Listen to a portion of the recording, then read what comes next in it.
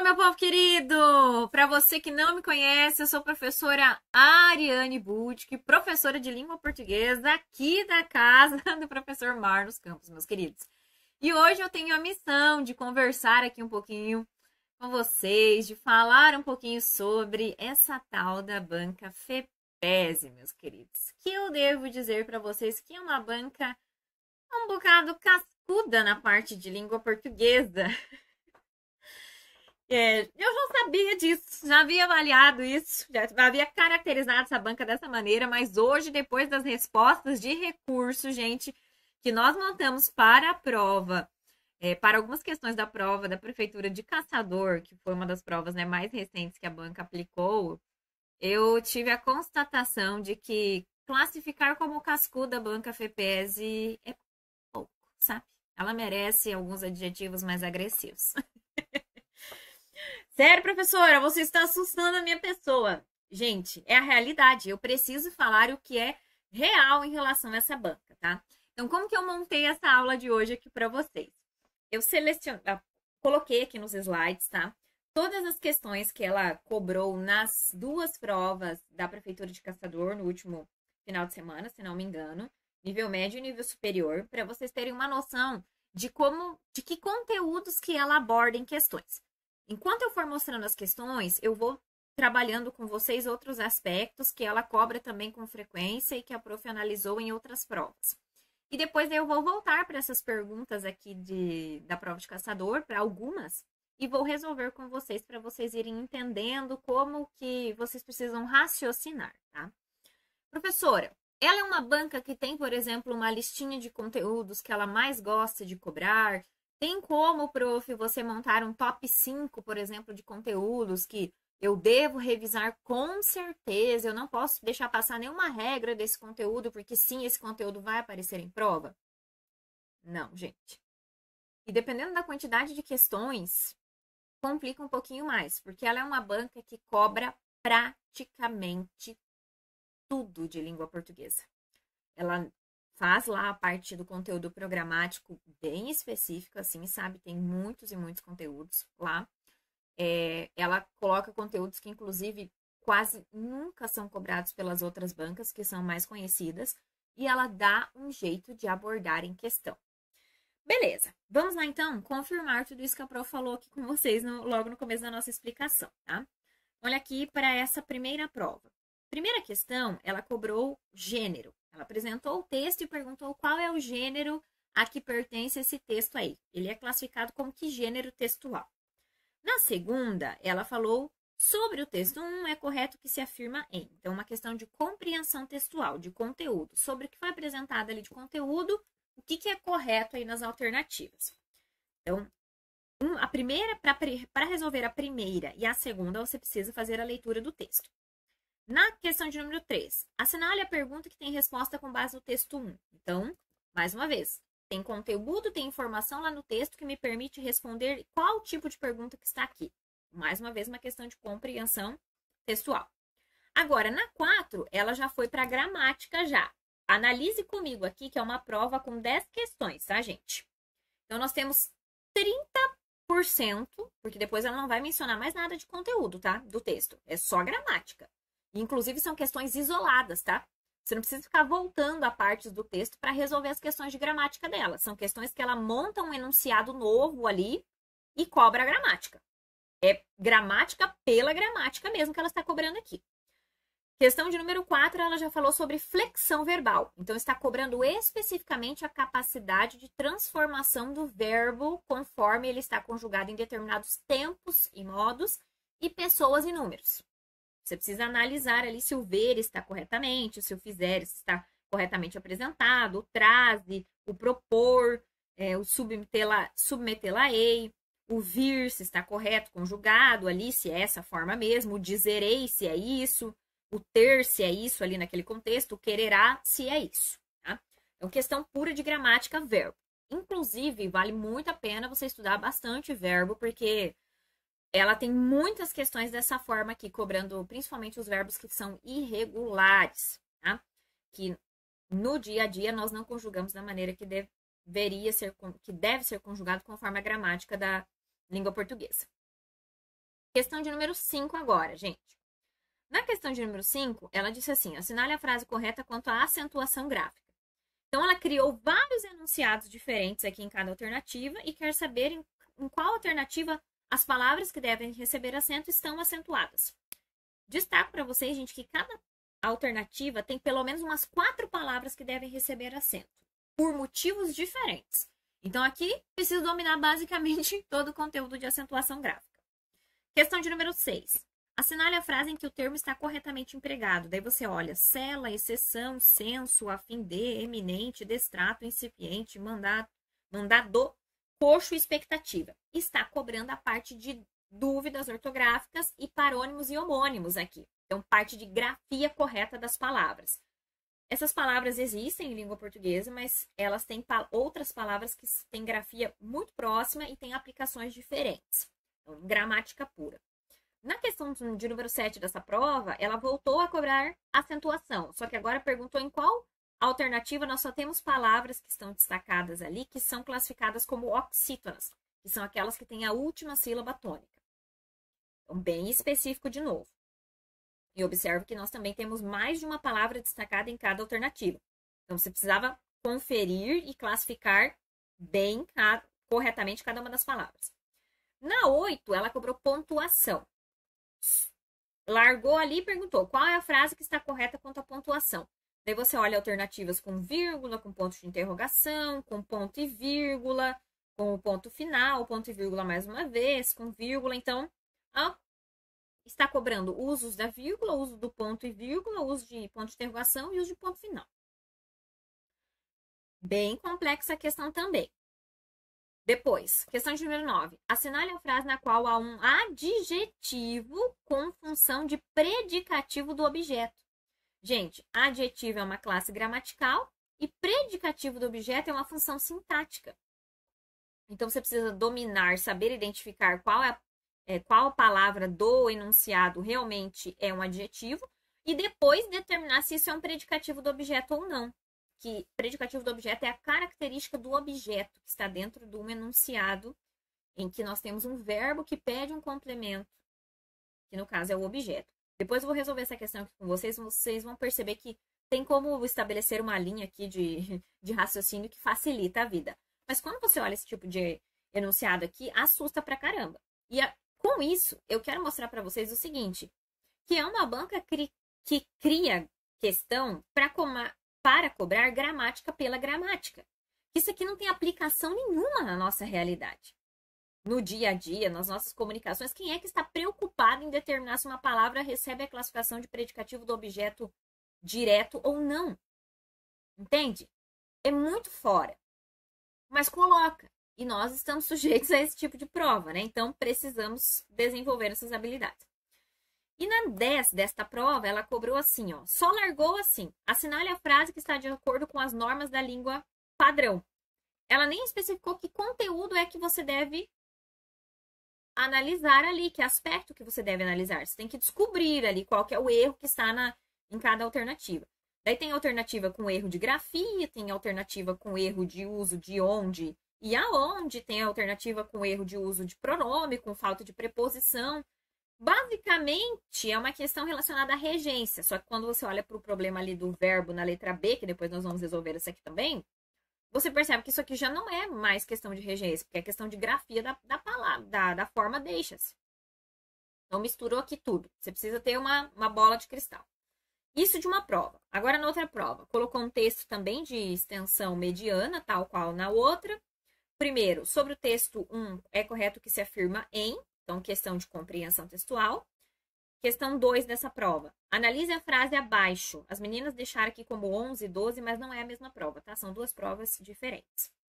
Analise a frase abaixo. Daí pegou uma frase do texto e perguntou, de acordo com a frase, infere-se que alguns temas motivacionais da Guerra do Contestado permanecem vivos, entre os quais. Daí é uma questão de interpretação e compreensão ali do trecho. Daí, na 3 dessa prova, perguntou sobre o gênero, do mesmo jeito que perguntou na outra, o gênero textual.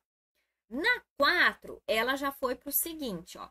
Assinale a alternativa correta sobre o fragmento. Aqui já é uma questão daquelas mix que eu falei para vocês, ó. Na A, ela afirmou que tem 3 pronomes pessoais do caso oblíquo. Isso aqui é classificação gramatical. Na B, ela falou se a conjunção e serve para combinar orações subordinadas adverbiais. Isso já é outro conteúdo. É conjunção e oração, classificação de oração, que é na parte de análise sintática. Conjunção na parte de morfologia, classes de palavras. Na C, ela disse assim, ó, é uma oração subordinada substantiva positiva e possui omissão da conjunção integrante.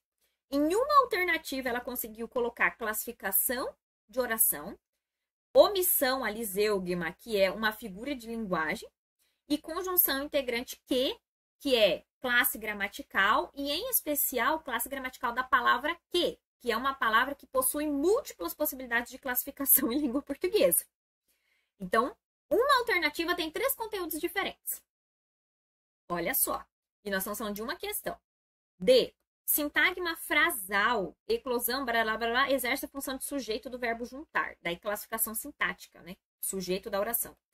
E na letra E, ela falou, ex-camponeses, ex-operários são palavras compostas por justa posição. Justa posição é um processo de formação de palavras. Isso aqui é outro conteúdo que você aprende lá na parte de derivação e composição com a prof. Daí continua falando, novo vocábulo mórfico corresponde a mais de um vocábulo fonológico. Gente, isso aqui é tão específico que eu vou falar para vocês que eu vi algumas vezes na faculdade esses termos aqui que ela larga. Sintagma frasal, vocábulo mórfico, vocábulo fonológico. Pra que isso? Ok, seguindo. Daí, na 15, ela falou de empregos dos pronomes. Só que também, em cada alternativa, quando você analisa, ela colocou uma situação, um tipo de pronome diferente. Então, você precisa basicamente dominar toda a classe gramatical pronomes para saber os usos corretos. Na 16, ela falou assim, ó, em qual alternativa não há palavras que devem ser acentuadas graficamente? Então, cobrou acentuação. Você tem que saber em qual alternativa nenhuma palavra recebe acento. Tem inúmeras palavras aqui, né, gente? Olha isso. 1, 2, 3, 4, 5 palavras em cada alternativa, 25 na totalidade. Questão pesada também. 17. Assinale a alternativa correta quanto à concordância verbal. Aqui ainda especificou, então você precisa olhar para o verbo. Cada alternativa trabalha com uma regra diferente de concordância verbal. Então, questão complexa. 18. Assinale a frase que está de acordo com as normas da língua padrão. Daí aqui, quando você vai analisar, gente, essa questão 18, também tem erros, assim, diferentes em cada alternativa, de conteúdos diferentes. Então, mais uma questão mix. Na 19, assinale a frase correta quanto à regência verbal. Daí aqui, quando você olha para cada alternativa, o que ela está cobrando de regência, especificamente, é a parte de crase. Você precisa determinar em qual alternativa aqui a crase foi bem aplicada, tá? Crase e também utilização de outras preposições, tá, gente? Aqui tem os dois. E a questão da apresentação do verbo também, se ele precisa ou não de um complemento com preposição. Questão bem complexa. E daí, na última, que realmente cobrou só regras de utilização da crase, mas para você saber se realmente a crase acontece ou não em uma alternativa, você precisa ter conhecimento de regência verbal e regência nominal. Então, é uma questão complexa também. Fechou. Terminou aqui as 10 questões de português de cada uma das provas. Só que o que eu quero sinalizar para vocês? Não são questões de português que você resolve assim com, tipo, beleza, tchá, tchá, tchá, pronto, já partiu. Porque são questões que você precisa acionar vários conteúdos, tá? Eu sei que parece que eu estou assustando muito vocês, mas é porque eu quero que vocês entendam a importância de estudar todos os conteúdos e na ordem certa, porque depois fica mais fácil, você consegue raciocinar, você consegue eliminar alternativas para facilitar a resolução da questão por aquilo que você foi aprendendo na ordem certa, tá? Agora vamos lá, então, resolver algumas questões para nós treinarmos um pouquinho, né? A maneira de entender aqui como a FEPESE raciocina. Vamos começar por essa questão de número 6 aqui, meus queridos. Diz assim, ó. Assinale a frase em que o termo sublinhado está corretamente empregado. Vou mandar um alô aí pro pessoal que já deixou um comentário ali no chat, gente. Prof. Marlos, pra Carol, para Josivânia. E aí, vocês estão conseguindo entender o que eu estou falando, meus queridos? Sim ou não? Digam aí para mim. Please. Bora lá, então, resolver aqui e aprender, gente. Essa questão tem muito a ser trabalhado, mas é bom porque também você já vai fixando vários conceitos. Então, diz assim, ó, assinale a frase em que o termo sublinhado está corretamente empregado. Aqui, todos os detentos ocupam celas individuais, sem exceção.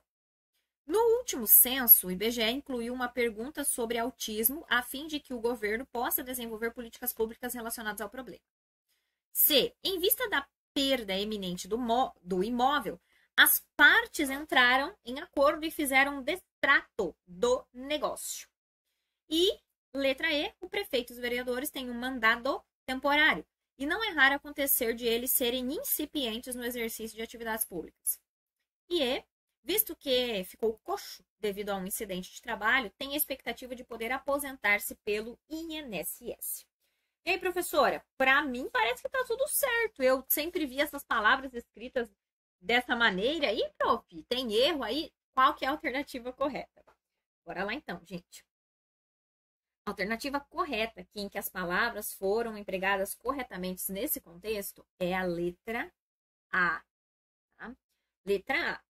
Então, aqui todos os detentos ocupam celas individuais. A banca está trabalhando com que aspecto aqui? Nós temos a palavra cela com S, em língua portuguesa, e cela com C, ok? As duas existem, as duas são corretas, só que para contextos diferentes.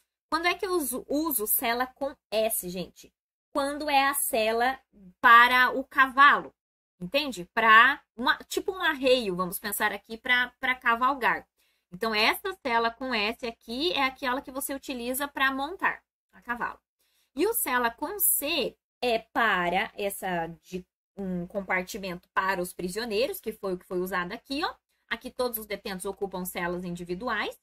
Ou então para a cela de um ambiente, um pequeno quarto que existe lá nos mosteiros, para os monges.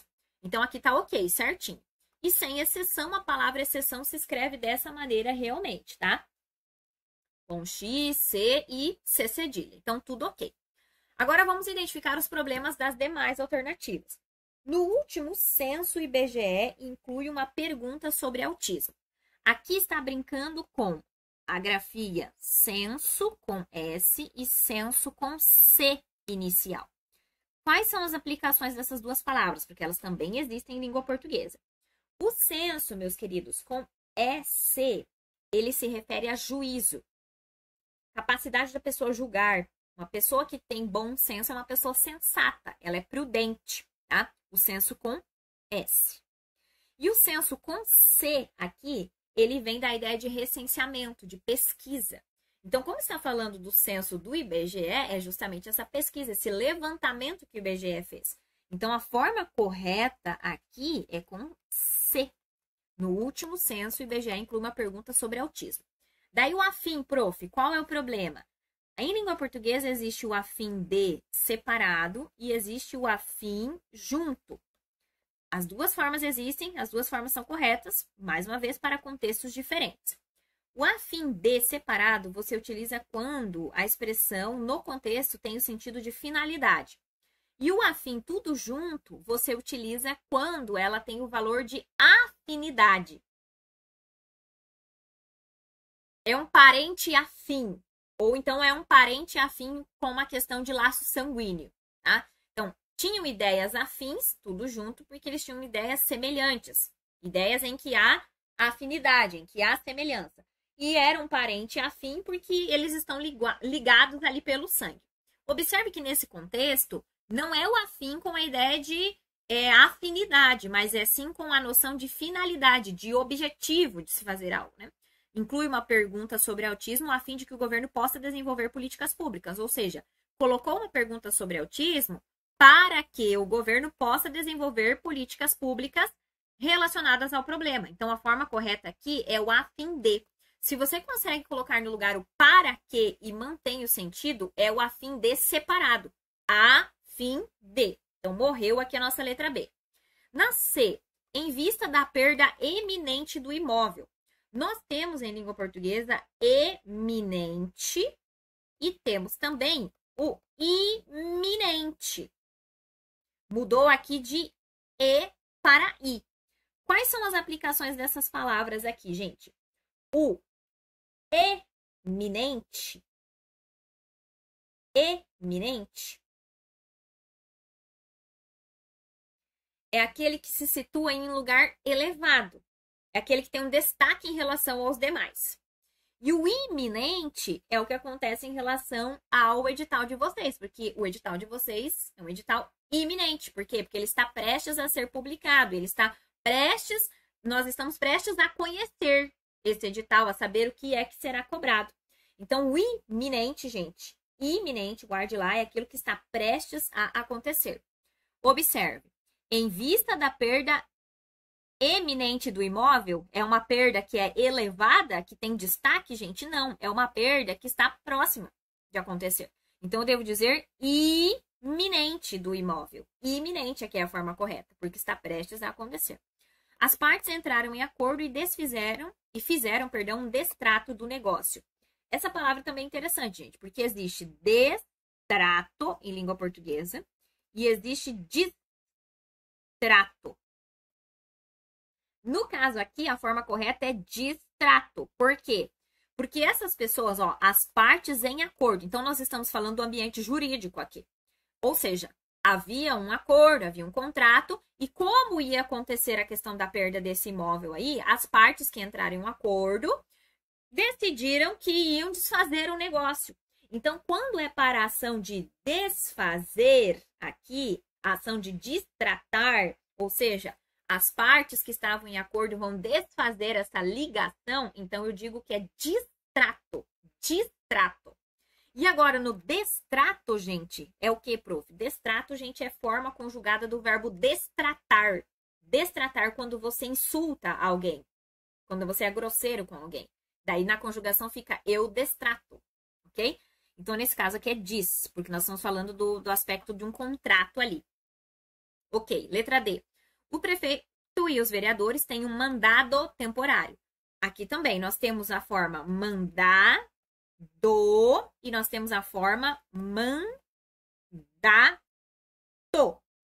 Quando nós estamos falando dessa área, da área relacionada à política, quando nós estamos falando de um período de tempo que a pessoa vai assumir lá um cargo, né, e vai mandar devido àquela posição que ela assumiu, durante um determinado tempo só, nós falamos o que, gente? Mandato.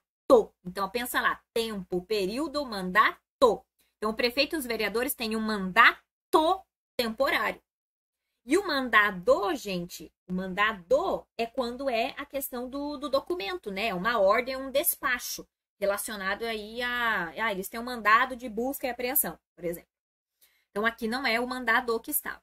E não é raro acontecer de eles serem incipientes no exercício da atividade pública. Essa palavra aqui também é bem interessante, porque nós não utilizamos muito. Mas existem duas formas de grafia. Existe o incipiente, do jeito que está escrito aqui, ou com S, incipiente. E também existe, gente, incipiente com C. Incipiente. Quais são as aplicações, prof? Vamos lá. O incipiente com S é quando a pessoa é imprudente. E quando a pessoa é ignorante. É quando a pessoa está relacionada à ideia de que ela não tem muita capacidade para aquilo, sabe?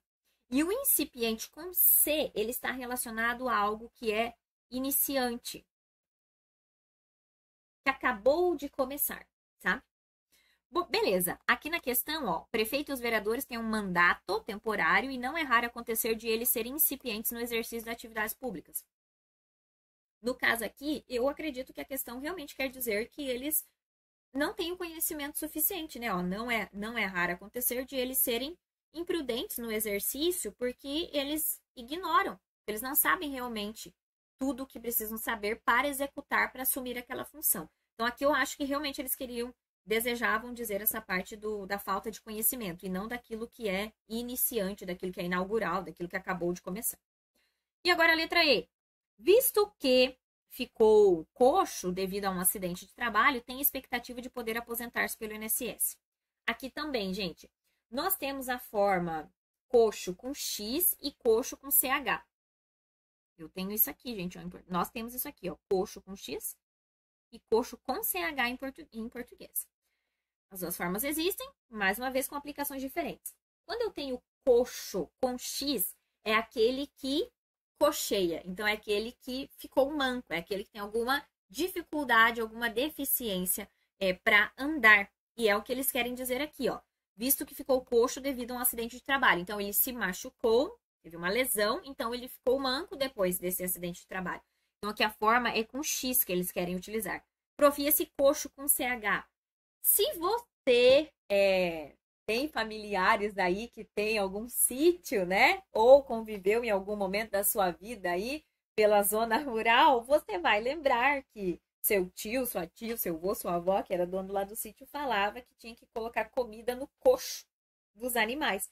Então, daí o coxo com CH é para essa ideia, tá? Daquilo que é utilizado como bebedouro, para colocar água ou para colocar alimentos, uma vasilha, né? Ali vamos pensar. Esse é o coxo com CH. Então, não é a utilização que eles querem fazer aqui. E depois também temos erro na palavra expectativa. Expectativa é com X, tá? Tem a expectativa de poder aposentar-se. Aquele que expectativa é a condição de quem espera, né? Então, é com X. Ok?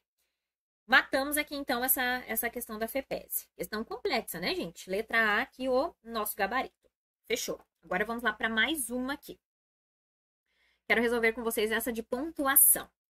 Vamos lá. Assinale a frase correta quanto à pontuação. Por nada, mas me diz outra coisa. Automóvel é avião, seu quincas da magrela? B. Os alunos, inconformados com a morte de um colega por atropelamento, fizeram uma manifestação pacífica. C. Que gostosura seus bolinhos de bacalhau, dona Ricota. Nunca provei nada igual. D. De repente encontrei uma paz interna, um bem-estar súbito, que jamais imaginei que pudesse ser. E aquela criança, se permitíssemos fazer tudo o que quisesse, nos deixaria loucos. Gabarito dessa nossa questão, meus queridos, é a letra E, tá? Deixa ela aqui guardadinha e eu vou tentar facilitar para vocês alguns pontos aqui. Em duas alternativas nessa questão aqui, a FEPESE cobrou uma regra que ela menciona que ela aborda com bastante frequência em questões de pontuação. O sinal de pontuação que a FEPESE mais cobra em prova é a vírgula, e ele apareceu aqui, né, em vários momentos. Qual é essa regra que aparece em duas alternativas que, se você dominasse, você até já eliminava essas duas alternativas porque elas têm problemas? É a vírgula para separar o vocativo. O que é vocativo?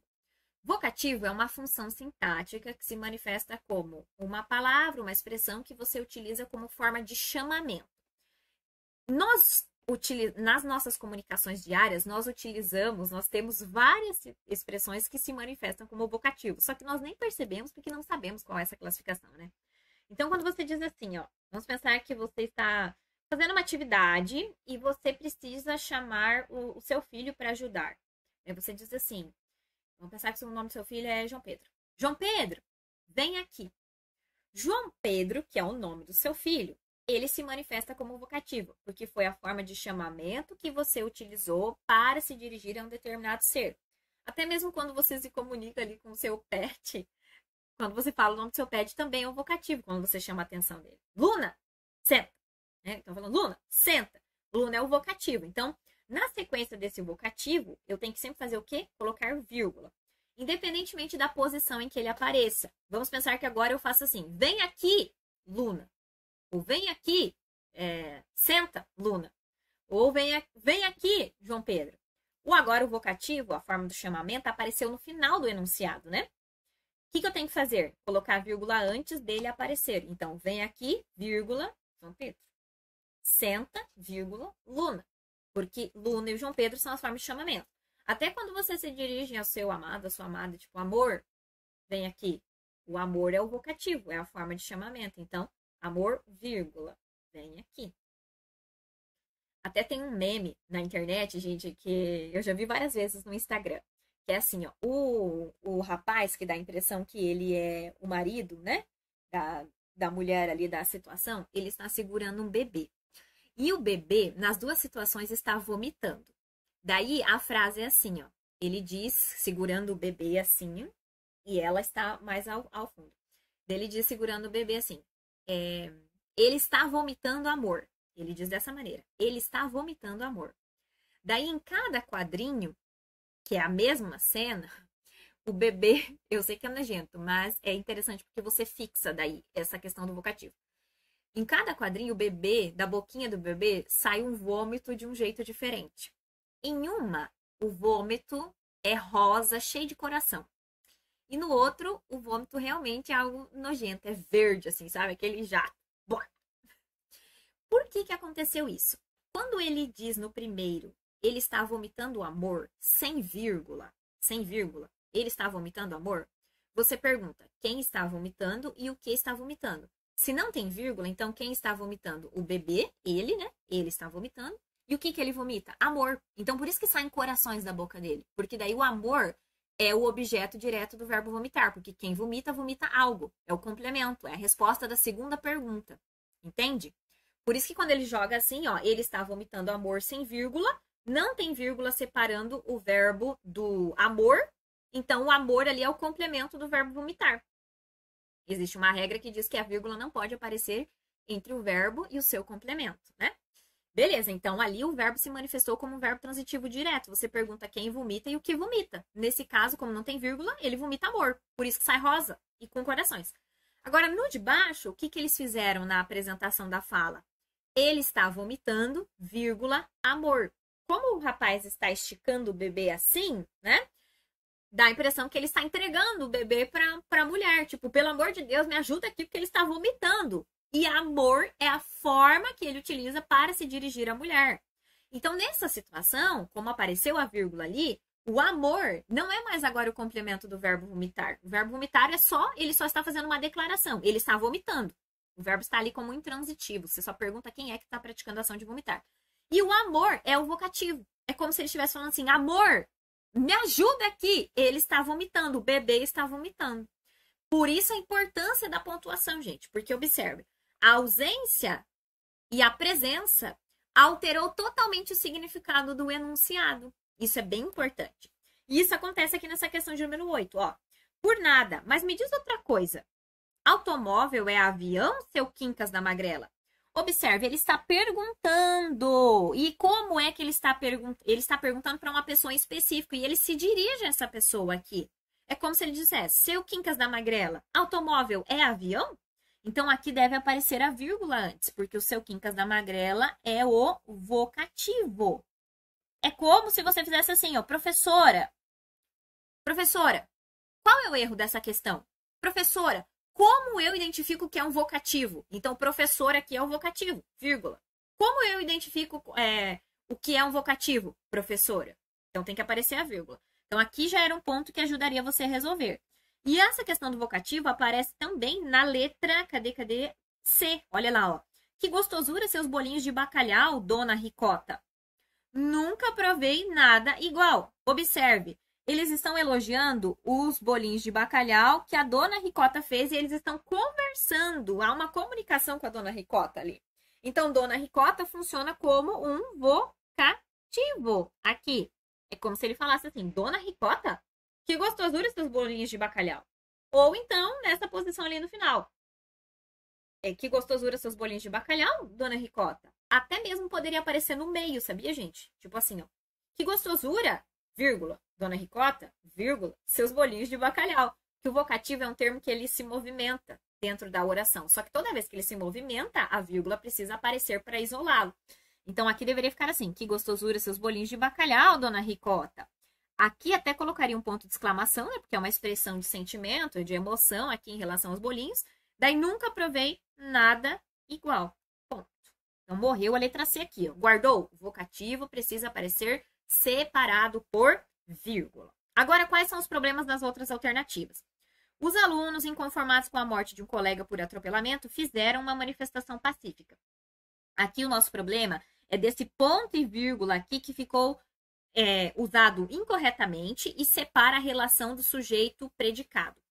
Existe uma regra, meus queridos, em língua portuguesa que diz assim, ó, não podemos utilizar vírgula entre o sujeito e predicado. Como que você faz para identificar o que é sujeito e o que é predicado?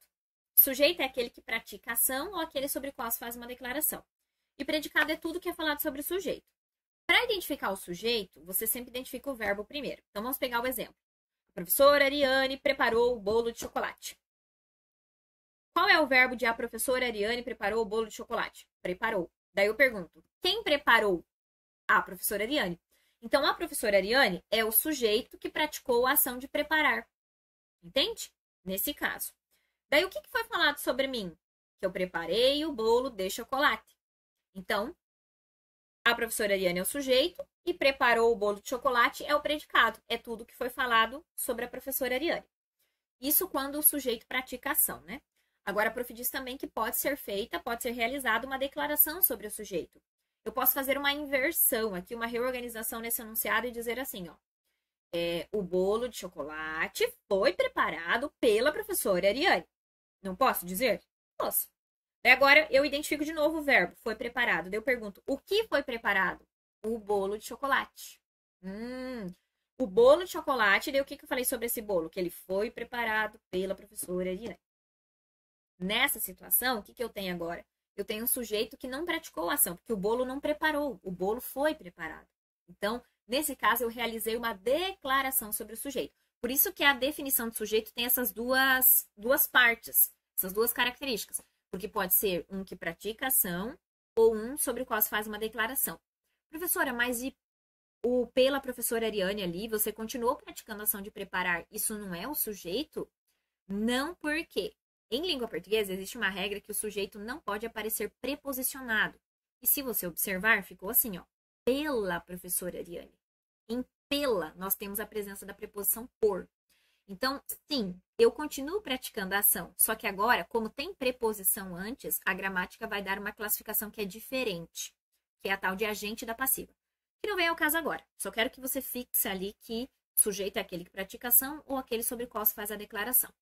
Então, eu não posso, primeira regra de proibição de utilização da vírgula, de presença da vírgula, colocar vírgula entre o sujeito e o predicado. Isso significa que eu não posso fazer assim, ó. A professora Ariane, vírgula, preparou o bolo de chocolate. Não posso, por quê? Preparou o bolo de chocolate é o predicado da professora Ariane. É tudo que foi falado sobre a professora Ariane.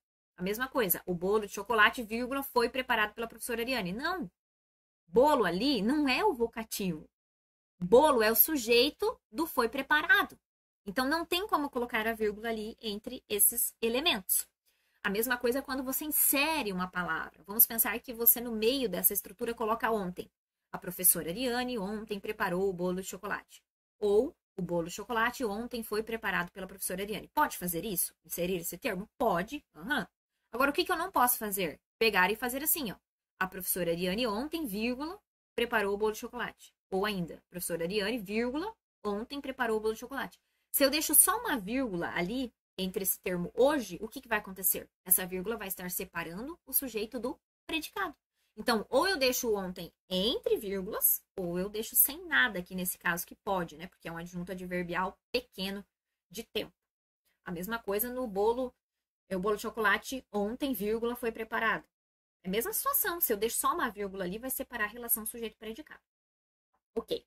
Agora, prof, qual que é o problema aqui, ó? Observe comigo, gente. Os alunos inconformados com a morte de um colega por atropelamento fizeram. Quem é que fizeram uma manifestação pacífica, gente? Os alunos. Então, aqui, o sujeito de fizeram é alunos. É alunos. E se eu deixo esse ponto e vírgula aqui, ele está incorreto. Por quê? Porque o ponto e vírgula, inclusive, quando um ponto e vírgula aparecer em uma alternativa, em uma questão, você fica bem esperto, porque o ponto e vírgula tem usos muito específicos. Muito específicos. Ponto e vírgula vai aparecer para indicar que uma palavra está em omissão. Ele vai aparecer quando vírgula aparece em excesso. Ele vai aparecer no final de elementos em enumeração. Mas não nesse tipo de situação aqui. E ponto e vírgula, realmente, gente, é um sinal de pontuação que está entre a utilização da vírgula e a utilização do ponto. Só que nesse caso aqui não é um ponto e vírgula que deve aparecer. Por quê? Porque o que nós temos aqui, ó, é uma estrutura intercalada que traz uma explicação para alunos, que é o sujeito do verbo fazer ali, ó. Porque os alunos que estavam inconformados com a morte de um colega por atropelamento fizeram. Então, como tudo isso aqui tem um valor explicativo para alunos, eu devo deixar entre vírgulas, porque são as vírgulas que estão utilizadas para isolar termos explicativos. Se eu coloco esse ponto e vírgula aqui na outra parte, eu quebro a relação sujeito e predicado. Prof, mas esse termo ali, entre vírgulas, não quebra a relação? Não. Quando fica entre vírgulas, não, porque daí você faz essa leitura aqui, ó. É como se você fizesse uma pausa, sabe? Os alunos, e daí dá um espaço ali, fizeram uma manifestação pública. É um acréscimo só de informação. Por isso a importância de ficar entre vírgulas. Porque daí é como se não estivesse. É como se você fizesse a leitura assim, ó. Os alunos fizeram uma manifestação pacífica, ok? Porque é um termo de natureza explicativa. E a vírgula é utilizada para separar termos de natureza explicativa ou então travessão. Também travessão em duplo, tá? Aparece entre travessões aí. Aqui eles optaram por vírgula. Então, fica entre vírgulas. É entre vírgulas e não ponto e vírgula. Fechou. Eliminamos a letra B. E agora na letra D. De repente encontrei uma paz interna. Um bem-estar súbito, que jamais imaginei pudesse ter. Aqui é a mesma coisa, gente, ó. Porque o que eu encontrei? Eu encontrei uma paz interna. É uma paz interna que é como um bem-estar súbito. Então, um bem-estar súbito ali é uma informação que vem para acrescentar o que seria essa paz interna. Um termo equivalente aqui, né? Um termo de natureza explicativa. Então, não é ponto e vírgula que é usado aqui. É entre vírgulas de novo. De repente, encontrei uma paz interna que jamais imaginei que pudesse ter. Um bem-estar súbito aqui é o termo de natureza explicativa que vem ali como um aposto, que nós chamamos, depois se vocês vão aprender mais especificamente, é uma outra classificação sintática, para a paz interna. É um termo que poderia ocupar o lugar do termo anterior ali, por ser um acréscimo mesmo. Eu poderia dizer, ó, eu, de repente, encontrei um bem-estar súbito, que jamais imaginei que pudesse ter. Entende? Eles praticamente são equivalentes. É como se a prof falasse assim, Ariane, vírgula, professora de gramática, vírgula, dá aulas no curso do professor Marlos. Então, a professora de gramática dá aulas no curso do professor Marlos. Entende essa relação? O professor de gramática traz uma explicação a mais para a Ariane ali, uma especificação, até mesmo você pode analisar assim. Então, morreu aqui a letra D. E agora a E, prof, por que ela está certa? Aquela criança, se permitíssemos fazer tudo o que quisesse, nos deixaria loucos. Aqui, gente, essas vírgulas apareceram para separar uma oração subordinada, adverbial, condicional, que está deslocada. Isso aqui, gente, é uma regra bem avançada, tá? Por essas explicações, vocês conseguem perceber como a banca não brinca, né, em serviço, que ela dificulta mesmo a vida. O que significa, professora, uma oração subordinada adverbial condicional, gente? Toda vez que você ouvir a palavra oração em língua portuguesa, significa que tem verbo no enunciado. Ó, se permitíssemos fazer tudo o que quisesse. Observe, aqui tem o verbo permitir e a forma, né, conjugada do verbo querer. Então, isso é uma oração, por isso que é oração. Por que recebe esse S aqui, prof? Porque ela está subordinada. Ela pertence a uma outra parte. Ela está conectada no enunciado. Ela não tem vida própria. Um outro exemplo aqui para vocês perceberem, ó. Quando eu digo assim, ó, Jorge disse que viajará, em Jorge disse que viajará, vou até escrever aqui o exemplo para vocês para ficar mais claro. Jorge disse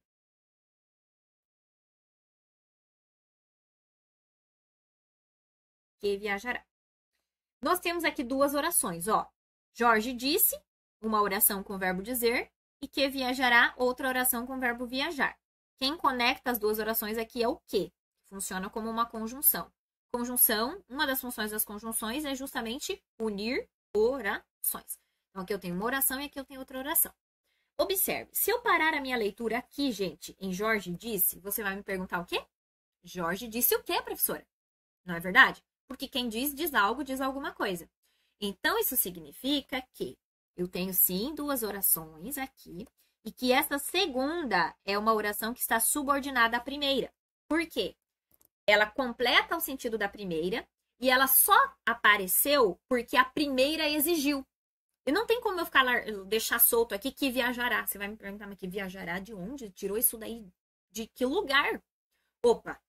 Agora, no contexto, Jorge disse que viajará, perfeito. Por quê? Porque Jorge disse isso. O que o Jorge disse? Que viajará. Então, isso é ser oração subordinada. É uma oração que ela completa o sentido de outra e ela só faz sentido nesse enunciado ali. Ela não tem uma vida própria, ok? No caso da nossa oração ali de baixo, ela é subordinada por quê? Porque ela só dá essa noção de condição aqui dentro desse enunciado. Se permitíssemos fazer tudo o que quisesse. Essa condição aqui, ó, se permitíssemos fazer tudo o que quisesse, nos deixaria louco. Em que situação que ficaria louco, gente? Se permitíssemos fazer tudo o que quiséssemos. Com que condição que ficaria louco? Se permitíssemos fazer tudo o que quiséssemos. Então, ela só assume esse valor de condição realmente no contexto. Outro enunciado aqui um pouco mais simples para vocês perceberem essa ideia de condição que uma oração estabelece no contexto. Mãe, posso ir à festa? Pode. Se você lavar a louça, você irá à festa. Ó o enunciado. Se você lavar a louça, você irá à festa. Você irá à festa se lavar a louça. Ou seja, a ação de ir à festa acontecerá com que condição? Se lavar a louça. Então, ali a condição só se estabelece como uma condição realmente dentro do enunciado. Beleza. Espero que tenha ficado claro isso. Agora, por que nós precisamos saber disso para saber se a vírgula é certa ali, correta ou não? Porque assim, ó, a posição normal, a posição comum de uma oração subordinada é dessa maneira aqui, ó, do enunciado lá de cima. Depois da primeira. Jorge disse que viajará. Então, a posição normal de uma oração subordinada é em que parte no final do enunciado. Se essa oração aparecer deslocada, que é o que aconteceu aqui na alternativa E é o que pode acontecer com essas orações que têm um valor de sentido, valor de condição, de causa, de consequência, de tempo, de proporção, se elas aparecerem fora da posição normal, ou seja, aparecer no começo do enunciado ou no meio do enunciado, no lugar de estar no final, a vírgula deve aparecer para sinalizar que elas estão reposicionadas. E aqui aconteceu isso, ó. Não apareceu lá no final, que é a posição comum. A posição comum seria assim, ó. Aquela criança nos deixaria loucos se permitíssemos fazer tudo o que quisesse. Não apareceu lá no final. Apareceu onde? Apareceu intercalada aqui na oração, que é a oração principal. A oração principal é qual? Aquela criança nos deixaria loucos. Como apareceu intercalado, o que deve acontecer, gente? Ficar entre vírgulas para sinalizar o reposicionamento e para não afetar a relação das partes. Se tivesse aparecido no começo, assim, ó, se permitíssemos fazer tudo o que quisesse, aquela criança nos deixaria loucos, o que deveria acontecer? Quando terminasse, aparecer vírgula. Se permitíssemos fazer tudo o que quisesse, vírgula. Aquela criança nos deixaria loucos, vírgula. E nessas duas situações, guarda isso também. Quando aparece no meio ou quando aparece começando, a vírgula é obrigatória. Obrigatória para finalizar quando começa e entre vírgulas quando está no meio. Prof, e agora se aparecesse no final? Aparecesse assim, aquela criança nos deixaria loucos se permitíssemos fazer tudo o que quisesse. Aí a vírgula é facultativa de aparecer quando ela vai começar. Exemplo daí deveria ser assim, ó. Aquela criança nos deixaria loucos, vírgula, se permitíssemos fazer tudo o que quisesse. O que significa ser uma vírgula facultativa, gente? Que se ela está ali, ok. E se ela não está, ok também. Ou seja, a presença ou a ausência não gera erro. Mas são situações muito específicas de classificação gramatical que permitem isso, de facultatividade da presença da vírgula, tá? Outro ponto que eu acho que agora ficou claro para vocês também, depois dessas explicações. A vírgula não é a pausa para respirar que a professora falou para nós lá nos primeiros momentos que nós estudamos pontuação. Vírgula é uma pausa? Sim, é uma pausa. Só que não é uma pausa motivada para você poder respirar e continuar fazendo a leitura do texto. É uma pausa motivada por questões sintáticas. Então, por isso que muitas vezes você sente muita dificuldade e as regras não fazem sentido nenhum para vocês em relação à vírgula. Você lê aquilo e fica a leitura pela leitura. Quando chega a questão, você chuta qualquer coisa lá. Tipo, aqui pareceu que é mais bonita, eu vou marcar essa aqui. Não é assim. Se você tem esse tipo de comportamento, né, tem esse tipo de sensação, acontece isso com você, significa que você não sabe ainda funções sintáticas. Então, você precisa estudar o que é sujeito, o que é predicado, o que é objeto direto, objeto indireto, o que é o adjunto adverbial, o que é vocativo, o que é a oração subordinada adverbial, o que é a oração subordinada adjetiva, porque depois esses termos serão mencionados nas regras para a questão da presença da vírgula como obrigação ou proibição. Ela não deve aparecer ali, ou até mesmo como questão facultativa. Por isso que vírgula, gente, por mais que seja um dos conteúdos mais cobrados pelas bancas nas provas de língua portuguesa, você não pode começar estudando português por vírgula. Tipo assim, ouviu alguém falando, vírgula cai muito em prova. Sempre tem questão de vírgula. Daí, primeiro conteúdo, vírgula. Você começa estudando, você não vai entender. Não vai entender, vai criar um ranço em relação à língua portuguesa, não vai querer nunca mais saber estudar português e vai ficar sempre com esse bloqueio. Vírgula é um conteúdo já de fase final de estudos de língua portuguesa. Depois que você estudou, lembra quando eu falei da ordem certa no começo da nossa aula? Lembra que eu falei de vírgula lá no final? Por quê? Porque para entender se a vírgula deve aparecer ali ou não, você precisa de muitos conhecimentos anteriores, que são mais básicos. Isso facilita a vida, gente, depois. E assim, ó, vírgula não é uma pontuação, né, em geral. Não é um conteúdo que você só precisa para prova de concurso público, gente. É para a vida. Escrever bem é para a vida. Você vai usar a escrita em inúmeros momentos. É para sua profissão. Então, vale a pena, por mais que seja complicadinho, você estudar bem agora, para você ter um mínimo, né, de conhecimento depois, para não colocar pelo menos uma vírgula. Não colocar, né, entre o sujeito e o predicado. Pelo menos isso, se não cometer. Compreende? Muito bem, meu povo. Eu acho que eu vou parar por aqui, né? Porque eu separei mais questões para nós resolvermos, mas vai demorar bastante. Cada questão aqui demora pelo menos uns de 10 a 15 minutos para a prof explicar a base da teoria, para depois você conseguir entender bem o porquê que é aquela alternativa ali. E nós não temos todo esse tempo aqui hoje, né? Era para passar uma noção aqui para vocês. Não é para assustar, tá, gente? Eu falei tudo isso aqui hoje para vocês para mostrar a realidade da banca e para dizer que não tem fórmula fácil aqui, que não que eu não consigo aqui nessa banca na FEPES falar assim, ó, vamos estudar só essa listinha aqui, ó. Ó, eu fiz aqui um top 5 e vamos só para essas regrinhas aqui, porque depois se resolve qualquer questão da FEPES com esse esqueminha aqui que eu estou passando para vocês. Não que eu não vá passar isso, né? Em alguns momentos eu passo sim isso. Tem como estabelecer uma listinha, mas não é em tudo. 90% das questões você precisa ter um conhecimento mais profundo de gramática da língua portuguesa. E também não posso chegar aqui e mentir para vocês, falar bem assim, gente, fica de boa, de boa, de boa, de boa, porque a prova da FEPES de português é só interpretação e compreensão. Daí nós vamos aprender só as técnicas aqui de como compreender o texto, como interpretar, como fazer a leitura assim rápido lá na hora para você resolver rápido, como eliminar alternativas que tem palavras que sempre estão incorretas, porque a prova da FEPES é só interpretação e compreensão. Não é. Eu não posso mentir. E depois lá na hora você vai encontrar uma prova totalmente diferente e vai pensar, meu Deus, o que é isso aqui? Daí, ai, prof, mudaram a prova. Não, não mudaram a prova. Ela é assim mesmo, tá? E complica a vida do concurseiro, porque ela cobra, assim, em um nível mais profundo, realmente, de classificação. Não é tão simples, tá bom? E aí, meus amados, o que vocês me dizem? Ok? Sobreviveram a esse momento? E espero vocês nas próximas aulas.